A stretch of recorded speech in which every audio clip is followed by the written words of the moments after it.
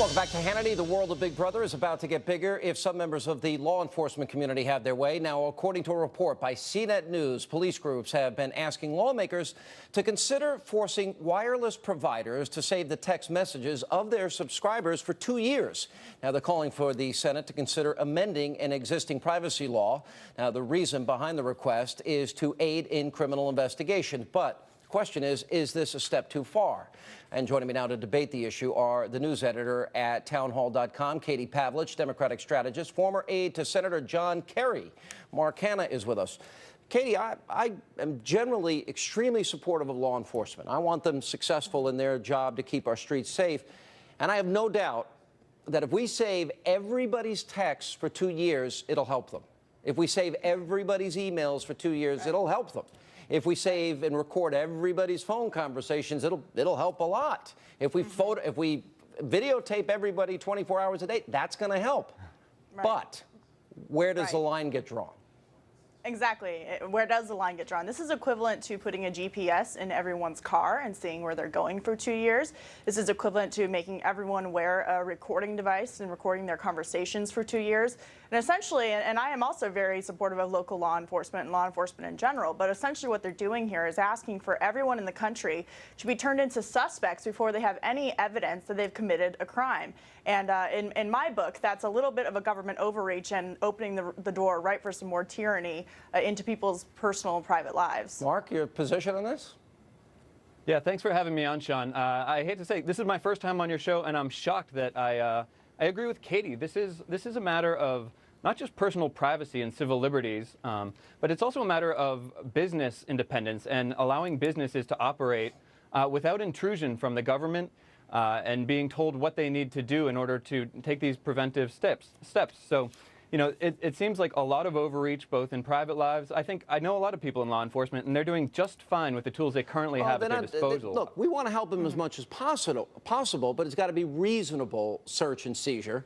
And I think the way we achieve that, if they have a suspect, we have a system of checks and balances. We have a judiciary. They have the ability, Katie, to go to a court and request a tap on somebody's emails, look, et cetera, and text messaging. And why would you want to put private companies in the middle of that? Well, and this is the thing, and coming from a private company perspective, private companies like Verizon, T-Mobile, all these tech-type companies, wireless providers, don't store text message information for a reason, and it's because when you start storing the personal private messages of citizens, there's a large possibility that that information is going to get hacked. And guess who's responsible for the private information of their customers? Well, that would be the companies. So they're essentially, the law enforcement is asking these companies to be liable for protecting this private information that they're not storing now in order to help them with their investigations. And on that point, look, you can look at the text messages of people all day and even go as far as email, but you really can't prove who sent that text message. So in the end, this actually isn't the best law enforcement tool that you can use. All right, Mark, I don't want your experience to be a totally positive one. You did work for John Kerry for a period of time. Bring it on. Well, John Kerry said a lot of things, like he went on Bob Schieffer's program and accused our troops of killing innocent civilians and old people in the dark of night during the Iraq War. Well, what are we talking about here? We're talking about John Kerry. I'm asking John Kerry and whether or not he's qualified to be Secretary of State. He said, our troops, Bob, are going in the dark of night and committing these atrocities. That was during the Iraq War, very similar to what he said about our troops after Vietnam when he accused them of cutting off limbs and tying electric wires to people's testicles. Okay. I don't know what to make of that, but I will say that most should that be an issue if he's appointed as Secretary of State? I think John Kerry is eminently qualified to be Secretary of State, and a lot of Republican senators agree with me on that, and a lot of Republicans in the House. So we shouldn't consider that. Agree as well. So we should. If he accuses our troops of atrocities, that shouldn't be an issue. The totality of John Kerry's record as a war hero and as a fearless advocate for America's military and its public servants working. Listen, he's when it comes to defense, there's nobody who has a better record, who's more knowledgeable. Let's talk about State Department. More knowledgeable about international affairs. I'm not really quite sure that John Kerry on the Senate Foreign Relations Committee, chairing the Foreign Relations Committee. So I don't know who would think that that resume would disqualify him. He's worked in a bipartisan way as the chair on the Senate Foreign Relations Committee. going out and speaking Go out ahead, against Katie, the what's your very point? people who.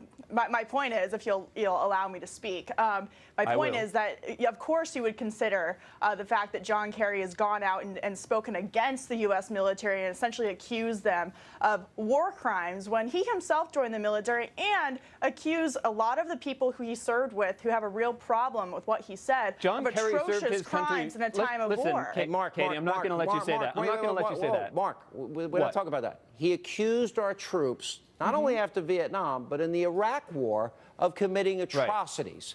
He was wrong in both cases, and the point is, should that be Abu Ghraib not an atrocity? We're not John? talking about his servant, although there are questions about Abu his service. Ghraib But in the Iraq. question is, do those things Let's distract away from John disqualify Kerry. him? And should they come up at the hearings? The totality of his experience. John Kerry served honorably. He spoke his conscience when he came back from Vietnam, and he spoke his conscience in the course of the and he Iraq said War. untrue things in both instances. Yes. You can say they're Absolutely. untrue, and I'm sure you have a big disagreement with a lot of things Well, if he wants to has accuse our argued in the troops past. of torture in the dark of night, I think he's can't- got to explain that. To answer your question, You can Sean, it should disagree with his absolutely be policies and you can considered. disagree And to with say what that he John said, but Kerry you is can't say he's qualified not for Secretary of qualified. Defense is ridiculous. Oh, He this is not is very- qualified this for is Secretary of ridiculous. Defense. No, you don't lead troops into battle as Secretary of Defense. I find this with humorous. That, with that a lot of attitude. Republican senators find this humorous as well. He's Like qualified who? whether or not you disagree with him. Name one.